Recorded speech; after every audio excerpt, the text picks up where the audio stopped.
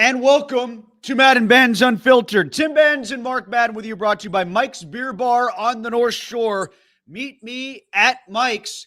You got to do something fun on the North Shore. I guess it's not going to Pitt or Steelers games, so go to Mike's. Have a few beers before you go over. You're probably going to need them. That lesson sure was driven home over the course of this weekend. On Saturday, Pitt loses to Miami, and then yesterday, I think the worst 15 minutes of football that we've seen in a quarter since that Cleveland Browns game to close out the 2020 season in the playoffs. They gave up 28 in the first quarter. The scoreboard didn't look as bad, but that's just because the Bills slowly bled them to death. Mark, let's start there. Coming out of halftime, a disaster for the Steelers against the Bills. They lose 26-7. I think the whole game was summed up in those 15 minutes. How about you? Yeah, I do too, and I think it's evidence that Aaron Rodgers shouldn't be playing. He didn't play good. He's too hindered by that contraption on his left hand, the 3 broken bones in his wrist. He can only do things right-handed. He's clumsy with the ball. He's skittish because of his condition, and I give him a lot of credit for trying to play through it, and it's just not good enough. I'd rather have Mason out there at 100% than Rodgers at whatever percent he's out there at. So that's the conclusion I draw from the third quarter in terms of moving forward. But in terms of the third quarter in and of itself, yes, it was maybe the worst 15 minutes of football the Steelers have played in my memory, and a fair representation of this season, which should be dead except for the absurdity of 6-6 being good enough to be tied for top of the AFC North. Yeah, this year's the AFC North that is, the current representation of what was the AFC South in previous years, the NFC South in previous years. It's going to be a barely 500 team that wins that division. And frankly, Mark, I'm not ready to rule out the Bengals at this point. Oh, I'm rooting for them. I think if Burrow had been healthy all year, they would be potentially runaway leaders in the division right now. It's possible. And there's a couple things that we didn't get to in the podcast that are worth talking about, some things that have sort of filtered out in the time since we taped up. And one of them coming from Buffalo, that's from James Cook, the running back of the Bills, who said that we knew that they were one of the worst tackling units at corner in the NFL. So that's where we went. It was kind of interesting to me because, honestly, Mark, I praised Joey Porter Jr. for getting Cook down on a couple of occasions on the edge. And maybe what Cook was getting at is they're slow to get over to those spots. But I thought that those guys are getting to the second and third levels of the defense completely unscathed. And it took some cornerback efforts to get them down. To me, that just indicates there's issues at all 3 levels of the defense when it comes to the run game. Well, I think they missed Derek Harmon terribly at the first level, but that's no excuse. He's one guy. T.J. Watt said the Bills kept doing the same thing and succeeding at it. I think that's probably true. I think the Steelers' defense is an utter embarrassment, considering its price tag especially. I think the highest priced guys are among the worst guys. And T.J. Watt, no sacks yesterday, and the Bills had 2 backup tackles in there. Cam Hayward's getting a flag after the Bills score a touchdown. And, Tim, have we yet seen any tape of Josh Allen kneeing Cam Hayward? I haven't seen any tape, and I came to find out that Allen was not aware during his post-game press conference of the kneeing in the stomach line. I thought he was kind of downplaying what Cam had to say and what Cam did. I didn't realize at the time that he had not been told about the kneeing in the stomach part. So maybe he'll have more to say about that this week. But Mark, you got to be very, very careful using that P word when you're that close to someone in a situation like that. You could wind up like Jamar Chase and sideline for a week for accidentally spitting. Cam came about that close. Well, I know that Allen could not have kneed Cam in the testicles because Cam doesn't have any. I was kind of waiting for that one, actually. We did already get a quote in here about Cam. This one comes from Mark, who says, breaking news, Cam Hayward will be standing outside your nearest grocery store with a bucket and a bell collecting money for his poor family. That relating to his mini holdout this offseason. And what have we gotten for it since? I think Steelers coaches have a right to ask. Well, he's not going to reach his bonuses, that's for sure. He's not playing well. I mean, he does the grunt work in the trenches, but what did it get the Steelers yesterday? They haven't done anything up front really of note, especially coming out of halftime. It's something like, I mean, how many plays have they run, period, in the third quarter of the last 2 weeks? Something like 15, I think I saw something along those lines. They have been terrible coming out of halftime against these better teams. Well, never mind just the third quarter yesterday. How about the time of possession on the game was 42 to 18? Yeah, that's the crap they use. It's literally impossible to win a game with that possession differential. Literally impossible. They used to do that, Mark, when they would go to Cincinnati with Lev Bell or Jerome Bettis. That's what they used to do to the Bengals on the road, where they ground them into pulp. But that's what happened to them last night with two different running backs, and Josh Allen had his say as a running quarterback too. They used everybody but OJ, Tim. I think, didn't I read it was the most yards that a Bills running back has had in Pittsburgh since OJ? Actually, there was an OJ reference that I caught statistically yesterday. The total yardage on the ground, I think, was 249, right? Yeah. That's the highest total ever by an opponent at Acrisure Stadium. At one time at Three Rivers, I want to say 1975, the Bills won over 300, with OJ getting over 200 of those. Yeah, was that the playoff game that the Steelers won anyway, that one? I don't know if it was that time or the time he killed two people. I'm not sure. Oh, okay, one of the two. Gotcha. Something else that came up, Mark, that we didn't get into on the podcast, Aaron Rodgers got really testy with a question about the decision to hand the ball to Kenneth Gainwell on 3rd and 9. I don't know why he got so defensive about it. I mean, everything he explained was right, but he's kind of proving the point. They did a lot right on that play, and it still only got 8 yards. You needed 9. 9 is a long way to go on a 3rd down on a run. Well, yeah, and he said that if it works, nobody says a damn thing. Well, no crap, Sherlock. And that goes for every play that anybody questions in any game ever. And Rodgers, he was kind of talking about bad routes yesterday. Maybe the real Aaron Rodgers is finally showing up in Pittsburgh, Tim. Oh, he is, absolutely, because there was a dart about wrong routes. There was a little dart about guys in film sessions. He talked about, what was it, the Roman Wilson play where he overthrew him, but he was expecting him to do something else, like, or expecting the wind. That's what it was, expecting the wind.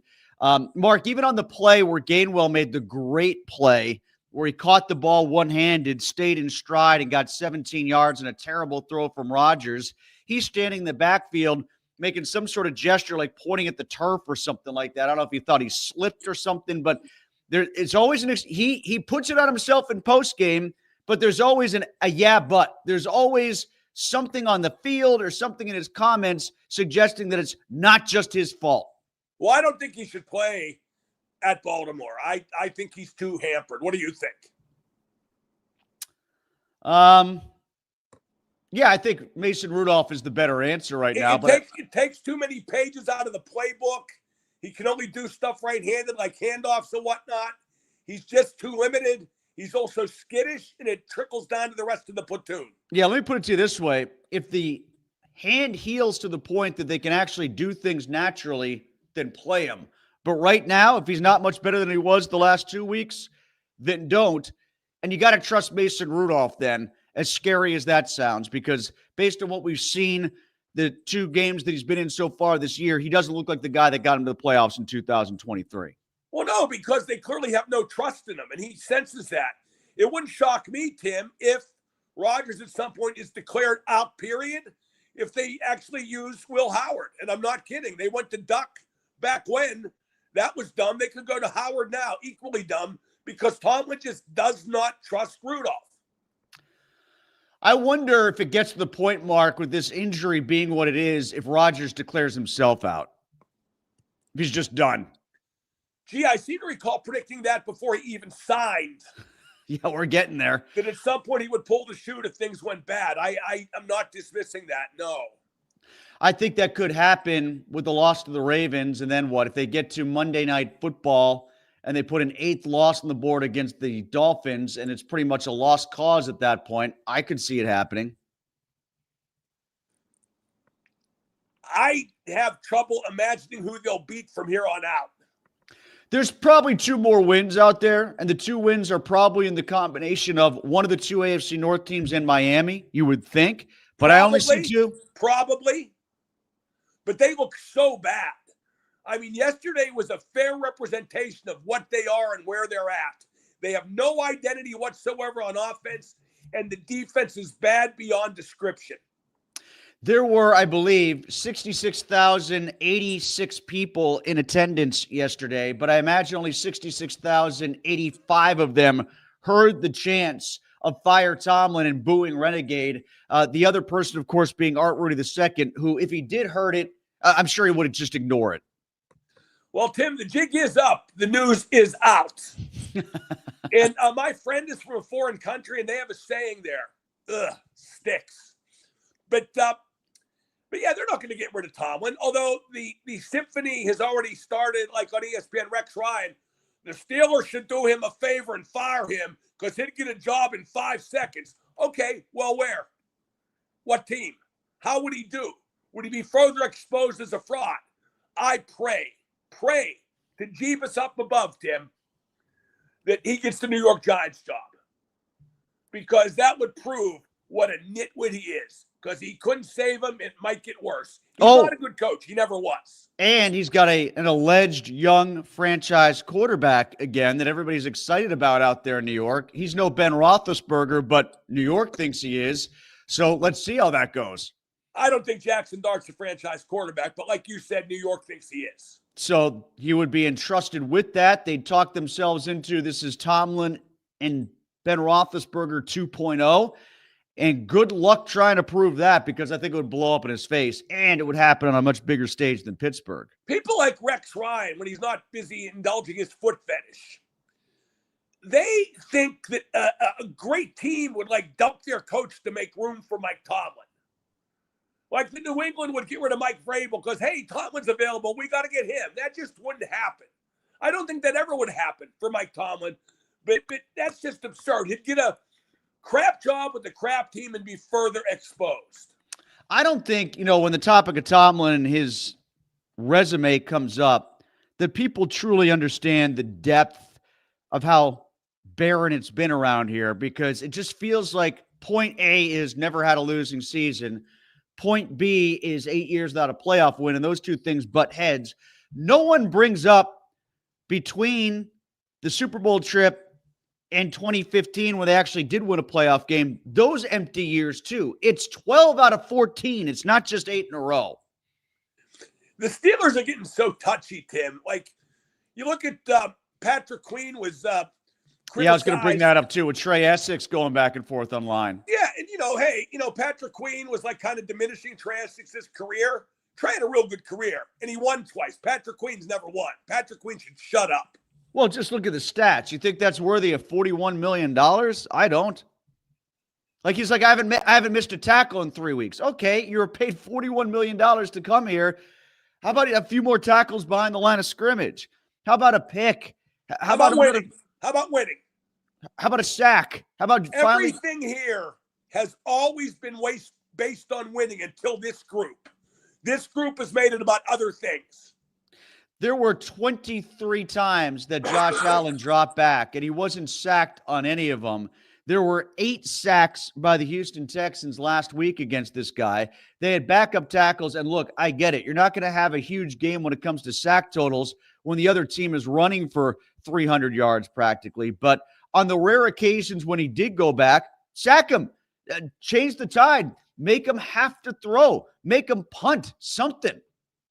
Well, they were missing their 2 starting tackles. Right, yes, exploit that. Think about this, Tim. They were missing their 2 starting tackles, got 249 rushing yards, and didn't concede a sack. Unbelievable against the historic defense, which continues to make history every week, just in the wrong direction. And you knew as soon as Mike Tomlin said that, it was going to blow up in his face. You knew it. Well, and all the money these guys make, too, the highest paid defense in history. T.J. Watt, if he was the man he thinks he is, and he's not, he's just a gym teacher, meathead bully. If he was the man he thinks he is, he'd apologize for the way he's playing. He got the money. He got more than Garrett. Now Garrett is outshining him every week. Mark, let's get to the other debacle on the North Shore. What happened to Pitt against Miami? Typical Pitt unplugging their own momentum after they built it back up with the Georgia Tech win, after they unplugged it themselves with how they played going into Notre Dame. It's the ultimate Pitt kind of season. You sort of stub your toe early. You make everybody question. Then in the darkness of what is the ACC, you build up a good conference record. You make yourself relevant again, pull off one big win, and then fall off a cliff at the end. We've seen it so many times before, not just in the Narduzzi era, but coaches before that too. Yeah, and they'll go to the Schmuck Bowl. People are talking about maybe they'll play Penn State. I don't give a rat's ass about none of that. What a year for Pitt Penn State this would be. I think Heitzel is giving cause to worry too, don't you? The way he played down the stretch. It kind of reminded me of Holstein fading at the end of last year. Could be, and it could be because he did what he did against the ACC, and when he got into tougher competition at the end versus Notre Dame and other better ACC schools, well, lo and behold, he's the guy who wound up at Pitt as opposed to being somewhere better. So, yeah, that wouldn't shock me if it kind of went down the same path. Right, but the point is the Pitt faithful always rejoice prematurely about a guy like this. He never turns out to be the next Marino. Mark, how about the coaching carousel, the Vatek hire of Franklin? How does that go for them? How does it wind up for Penn State? And what'd you think about this Lane Kiffin fiasco that seems to have everybody mesmerized, even if you're not in Louisiana or Mississippi? Well, I think James Franklin's a great hire for Virginia Tech. I think his recruiting will dominate the ACC, and I think there'll be a legitimate power in that conference pretty much right away under Franklin. The Kiffin thing, it's just typical of everything that's wrong with college football. He has a contract with Ole Miss through 2031, and he just gets to walk away. Why can't Ole Miss enforce that contract, Tim? The thing is, it's happening within the conference. So the conference could have, I would think, some sort of latitude if they wanted to prevent things like this from happening, but they don't try. It's not just the SEC. Conferences in general don't try to enforce that. Well, right, because college football is a pyramid that funnels everybody up, players, coaches, money, everything, to the above-the-line teams. And even though LSU had, 5 losses this year, and Ole Miss has 1, LSU not in the playoffs, Ole Miss is in. Ole Miss isn't an above-the-line team, and LSU is. And it's so absurd, and I can't quite figure it out, but I'm not sure it's ever going to change. Yeah, it's a hierarchy system, even within the conferences themselves, like Michigan and Ohio State are, and Penn State and the Big Ten. And then in the SEC, it's Alabama, Georgia, LSU. In the ACC, it's Clemson and no one else. Or in the ACC in basketball, it's Duke, North Carolina, and no one else. So, yeah, I mean, like there is a hierarchy system that exists. Tim, the Lane Kiffin thing is a microcosm of why I don't pay any attention to college football. I just don't care because of stuff like that. Like, you can't rob a coach from another team and just outpay him out of his contract in the NFL. There's compensation that needs to come with it because the NFL sets up those rules. Well, and the NFL team that has the guy under contract could just say no. Right. Yes. And the same thing, theoretically, I would think could happen within an SEC or within a Big Ten. Maybe not between the conferences, but the conferences can make their own rules. They do it for everything else. Why couldn't they do it for something like this? Well, again, I don't care if they do or don't. I'm not watching. And that's the price they paid. I'm sure they don't care, but I definitely don't care.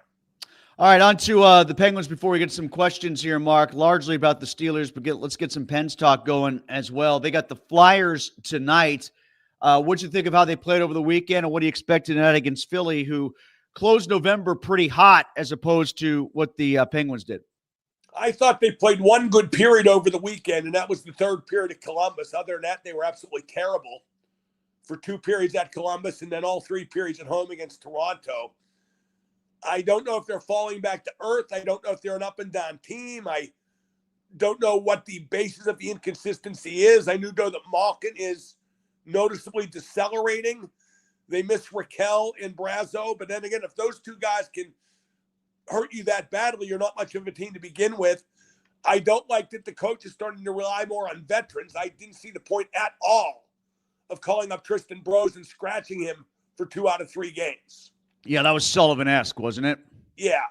Like, if that's where the GM has to step in and go to him. Look, the priority is development developmental, not to sneak in the playoffs. The GM has to have input on what the coach does, to the point of telling him what to do sometimes, which is what hurt the Penguins when Sullivan was coach and ultimately cost him his job.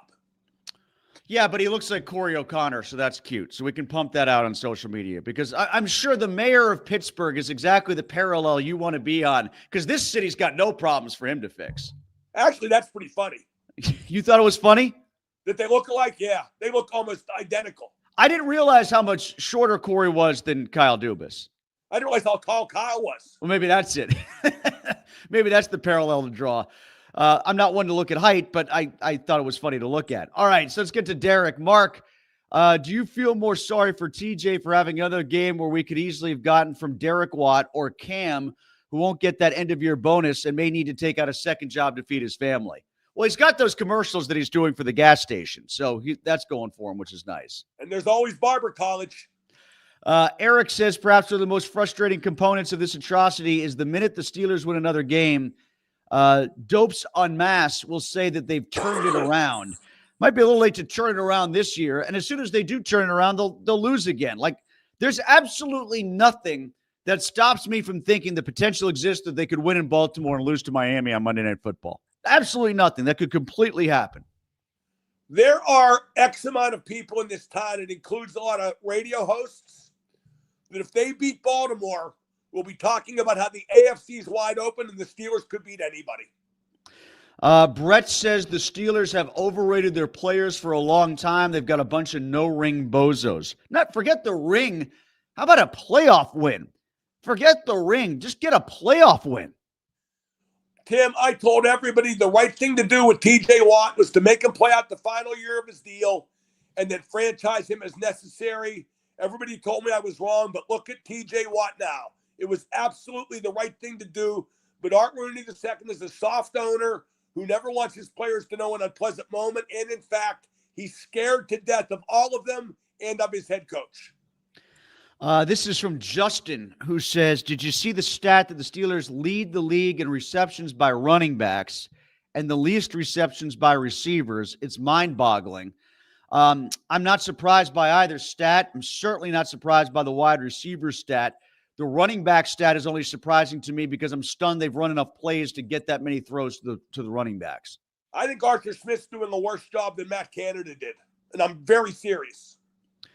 This comes from Yinzer Gear Store. It says, nice to see that the broader fan base is waking up to what many of us have been saying for years. You guys have been on it before most. Appreciate you not letting up. This organization is an embarrassment to the city. I honestly do think, what was going through Art Rooney II's head last night when that was happening, when Renegades getting booed, when they're calling for the coach to be fired. Is he thinking, maybe I'm missing something here? Or is he just mad at his own fans? He's mad at his own fans. He's thinking, we're right. We've always been right. They should have faith. That's what he's thinking. I guarantee it. This is from Marshall, who says, what about the fight this season? They have never come back. What about pride? They don't have any of it. Yeah, I think they were flat. I think the players spoke to that without saying it directly. I mean, there were guys. They're always flat.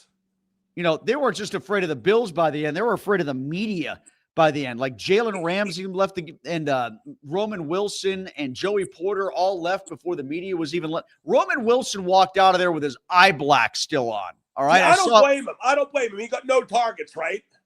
I don't think he did. No. No, because they missed the deep one to him early in the game. One target. I mean, I don't blame him for being pissed. I don't blame certain of those guys. I don't blame them because they deserve better. They deserve more of a chance. Richard says they play an ultra vanilla dink and dunk, no risk offense simply because Tomlin lives in his fears and will not adjust to anything and still thinks his defense can win them games. How he could think that, I don't know, because the defense has lost them as many games as the offense has this year. Well, Tim, here's what's going on with them mentally right now, okay? The players know they stink. The team stinks. And they just can't believe it. You look at TJ Watt talking after the game yesterday. He was equal parts angry but bewildered too. And then Tomlin, you look at him and hear him talk. He just doesn't know what to do. he doesn't have a clue on how to fix it. This is, let's see, let's get one from Bill. Let's make it simple. The Steelers organization stinks. Mike Tomlin is a fraud, but he shares the fans' frustration when he gets booed. Frig off, Mike Tomlin. Well, I mean, I'm not sure what else he's supposed to say there. No, I didn't hear it. Like, lie and pretend that he didn't hear it. Of course he heard it. Yeah,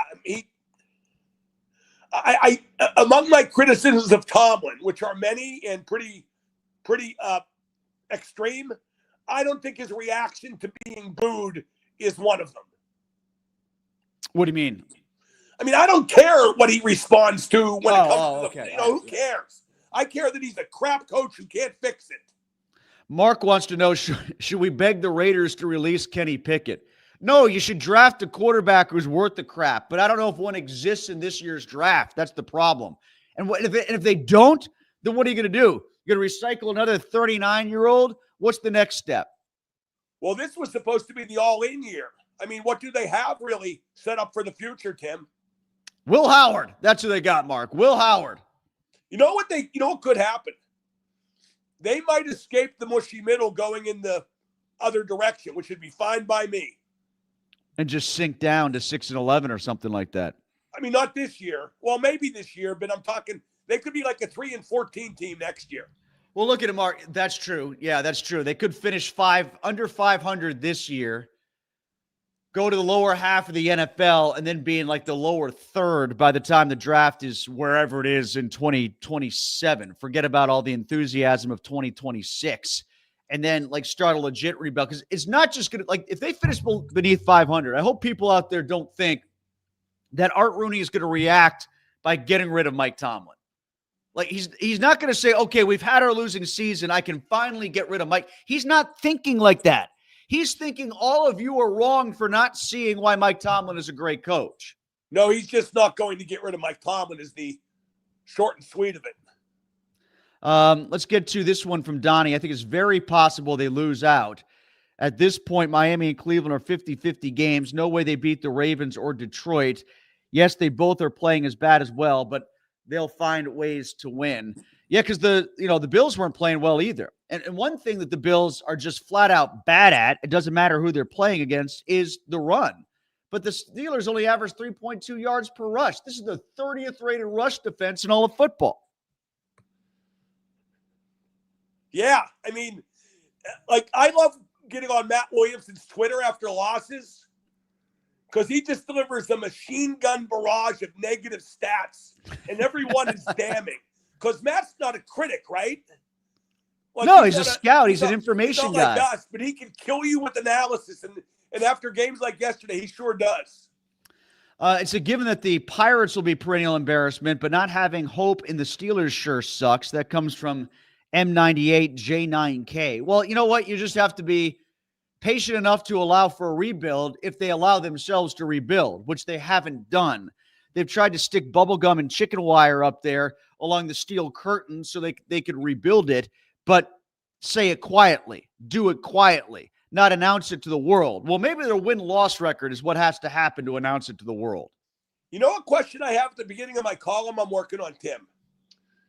If you could get Aaron Rodgers all hopped up on ayahuasca or whatever drug he's taken now to play through the pain of the 3 broken bones in his wrist, what do you think you'd say about the Steelers not being the situation he'd hoped for, not what he bargained for? Because it can't be what he thought it would be. I think he would say, I should have made it Minnesota or bust. Yeah, I think so too. That's how I view it. All right, Mark, I know you got a couple days coming up this week that you're off. What's going on this week? You heading out for a little bit, little pre-Christmas break? Briefly, tomorrow I'll be at Conneaut Lake. I'll be on the boat tour to see the lake's Christmas trees. I didn't know they did that. Have you seen it before? Is this the first time? No, this will be a first time. I'm quite looking forward. So this is like a little Lake Lugano kind of tour for Mark Madden here in Italy or something like that. No, it's not at all like that. Does George Clooney have a house on Kodiak Lake by any chance? He does not. Okay. All right. All right. So Mark is off tomorrow. So make sure you check him out today to wrap up the Bills game. The Madden Monday podcast is posted. We'll be back next Monday after the Ravens, and we'll see how that goes. Mark will also preview the game against the Flyers tonight for the Pens on 105.9 The X. We are brought to you by Mike's Beer Bar on the North Shore. This is Madden and Benz Unfiltered at Trib Live and the Fans First Network.